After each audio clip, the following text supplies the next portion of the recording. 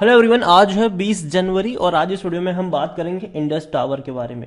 देखिए 175 रुपए के आसपास ये शेयर ट्रेड कर रहा है और लगातार बहुत बहुत बहुत बड़ी गिरावट हमें यहां पर देखने को मिल रही है।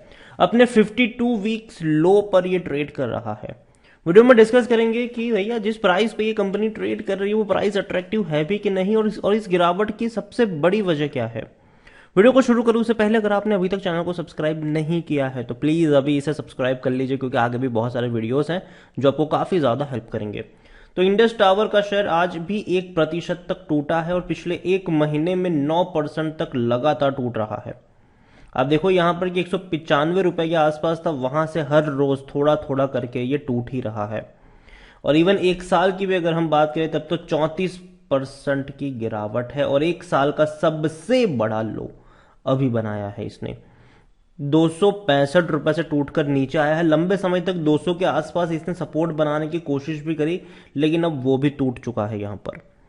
अगर आप 5 साल की बात करोगे तो 5 सालों में भी 2021 में भी अगर आप देखो तो ये 213 रुपए तक गया था। मतलब कि भैया 2020 से लेकर अब तक अगर हम देखें, दिसंबर 2020 से लेकर अब तक, तो ये सबसे बड़े लो प्राइस पर ट्रेड कर रहा है। वीडियो में हम उसके बारे में भी बात करेंगे, लेकिन जो सबसे बड़ी वजह है इसकी कि भैया इतनी बड़ी गिरावट एक महीने में कैसे आ गई। ठीक है, तो सबसे बड़ा रीजन यहां पर वोडाफोन आइडिया है, क्योंकि वोडाफोन आइडिया का बहुत बड़ा बकाया यहाँ पर बाकी है और चुकाएंगे कि नहीं, कैसे चुकाएंगे, ये एक सबसे बड़ा क्वेश्चन है यहाँ पर। देखिए यहाँ पर कि कंपनी का शेयर जो है वो काफ़ी हद तक टूट चुका है और बोर्ड ऑफ डायरेक्टर्स की एक मीटिंग भी होने वाली है 24 जनवरी को, जहां पर इनके क्वार्टरली रिजल्ट्स भी आने वाले हैं।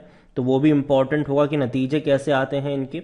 इसके अलावा इन पास्ट 1 मंथ अगर आप देखो तो कंपनी का शेयर जो है वो 10% तक टूट चुका है, जबकि बीएससी इंडेक्स जो है वो सिर्फ 1.40% ही टूटा है। उसके अलावा शेयर एक साल में 35% तक टूट चुका है, जबकि बेंचमार्क इंडेक्स जो है वो सिर्फ 1.40% ही टूटा है। तो गिरावट यहां पर सबसे ज्यादा देखने को मिली है। देखिए इंडस टावर देखा जाए तो इंडिया की लीडिंग सर्विस जो टेलीकॉम सर्विस प्रोवाइडर कंपनी है, इंफ्रास्ट्रक्चर जो काम करती है वो डिप्लॉय करती है, ओन करती है टेलीकॉम टावर की अगर हम बात करें, और कम्युनिकेशन स्ट्रक्चर की बात करें वेरियस मोबाइल ऑपरेटर।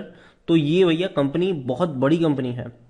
यहाँ पर कंपनी का जो पोर्टफोलियो है वो है 1,87,000 telecom tower, makes it's one of the largest tower infrastructure provider in the company with presence in 22 telecom circle. Indus tower cater all wireless communication service provider in India. यहां पर अगर आप देखोगे तो फॉर द सेकंड क्वार्टर, ठीक है, company ने देखा 44% का ड्रॉप देखा है ईयर ऑन ईयर का। 872 करोड़ का इनका प्रॉफिट रहा है, 872 करोड़ का।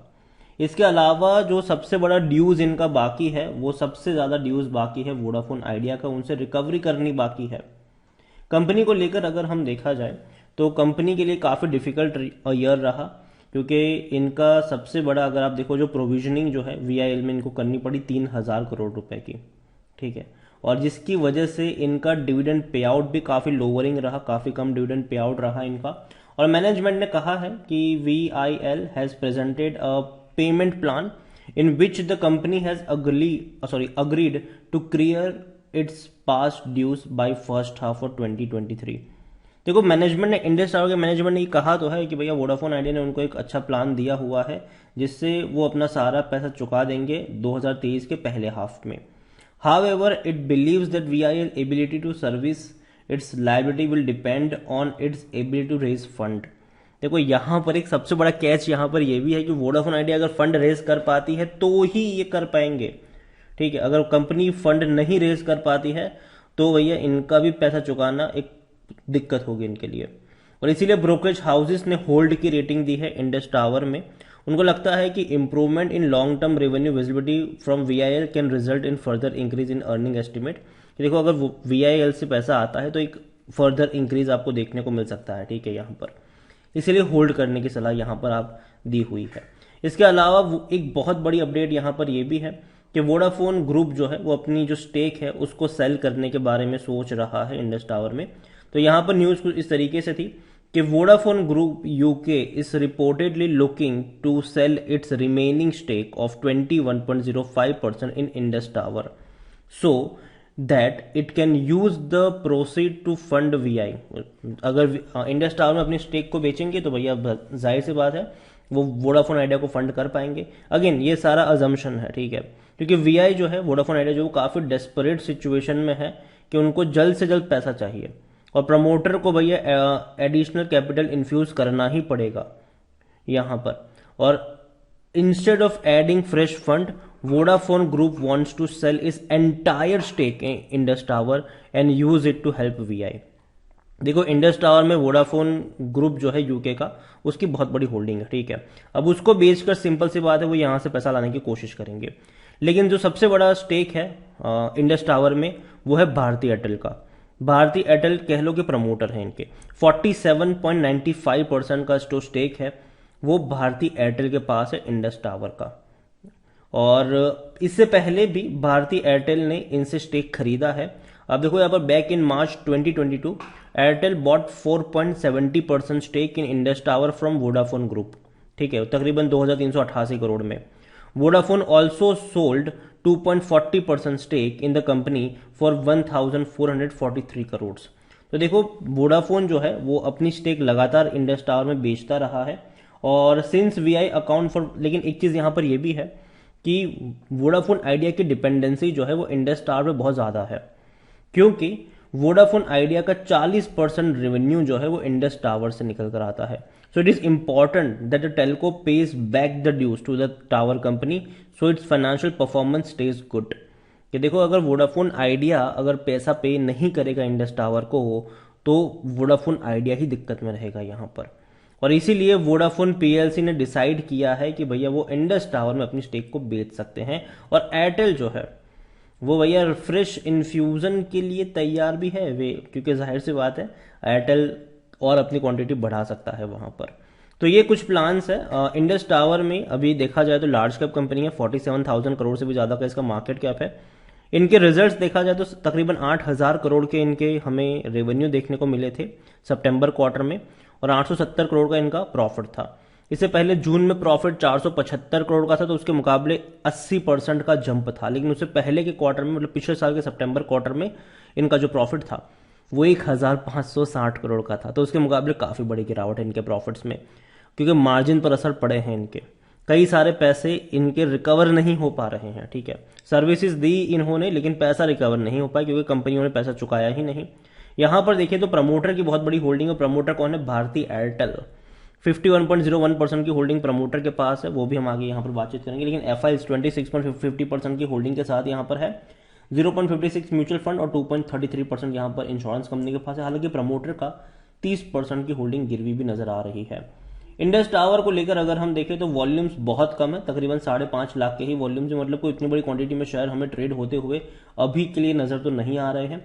मोतीलाल ओसवाल की न्यूट्रल रेटिंग है यहाँ पर, तकरीबन 200 रुपए का टारगेट है। इसके अलावा आईसीआईसीआई डायरेक्ट ने नवंबर में रिड्यूस करने की सलाह दी थी और 170 रुपए का टारगेट दिया था उन्होंने, हालांकि आज वो वहीं पर है। और according to Moneycontrol user 25% लोग कह रहे हैं कि बेच दो, बाकी हर कोई कह रहा है खरीदो, खरीदारी करी है तो बने रहो। कंपनी के रेवेन्यू अगर आप देखो तो बहुत तेजी से इंक्रीज हो गए, 27,000 करोड़ के इनके रेवेन्यू रहे, जो कि बहुत अच्छी बात है 2022 में, जो कि इससे पहले 6,000 करोड़ हुआ करते, वो भी साल के। अभी कंपनी 6,000 करोड़ क्वार्टर के कमा रही है, इवन उससे ज्यादा ही कमा रही है। तो देखो रेवेन्यू तो बढ़ रहे हैं। देखो लॉन्ग टर्म में यहां से अच्छी तेजी की आप उम्मीद जरूर कर सकते हो इनसे, ऐसा नहीं कि कंपनी खराब है। यहां पर इनके प्रॉफिट भी देखो तो बहुत तेजी से इंक्रीज हुए थे, लेकिन अब धीरे धीरे कम होंगे, क्योंकि 2022 में 6,375 करोड़ का प्रॉफिट था इनका। देखो यहां पर होता ही है ना कि अगर किसी कंपनी का बहुत बड़ा पैसा बकाया है, ठीक है, उन्होंने पैसा चुकाया नहीं और एक क्वार्टर मतलब और एक टाइम में बड़ा अमाउंट दे दिया बात का, तो ये होता है कि एक लमसम यहाँ पर ऐड हो गया। तो ये एक वजह थी यहाँ पर कि बहुत बड़ा अमाउंट यहाँ पर आपको देखने को मिल गया था। हालांकि कंपनी जो है वो डिविडेंड पे अच्छा खासा पे कर रही है। अगर आप देखो तो 2022 में इसने 11 रुपए का डिविडेंड पे किया था, उससे पहले 2021 में 17 रुपए 80 पैसे का डिविडेंड। मतलब भारी भरकम डिविडेंड पे करने वाली कंपनी है ये, कोई छोटा मोटा डिविडेंड नहीं, बहुत बड़ा डिविडेंड पे करती है ये कंपनी। इंडस टावर देखा जाए तो परफॉर्मेंस कुछ खास अच्छा नहीं रहा है और अभी भी टूट ही रहा है। जब हम ये वीडियो बना भी रहे हैं तब भी ये टूटता हुआ नजर आ रहा है। वैल्यूएशन की बात करें तो आप कह सकते मॉडरेट है, पी रेशो 7.45 का है। और यहाँ पर देखें तो हाँ अच्छा प्रॉफिट साइन जरूर है। 20% एनालिस्ट अकॉर्डिंग टू टिकर टैप खरीदारी करने की बात कर रहे हैं। शेयर होल्डिंग के बारे में हमने बात करी कि बहुत बड़ी क्वांटिटी प्रमोटर के पास यहाँ पर जरूर है, लेकिन बहुत बड़ी होल्डिंग प्रमोटर की गिरवी भी नजर आ रही है। म्यूचुअल फंड और डोमेस्टिक के पास थोड़ी सी होल्डिंग है, लेकिन सबसे ज्यादा होल्डिंग एफआईएस के पास है। रिटेल इन्वेस्टर के पास ज्यादा होल्डिंग नहीं है, बहुत कम है। 1.11% की ही होल्डिंग है रिटेल इन्वेस्टर्स के पास।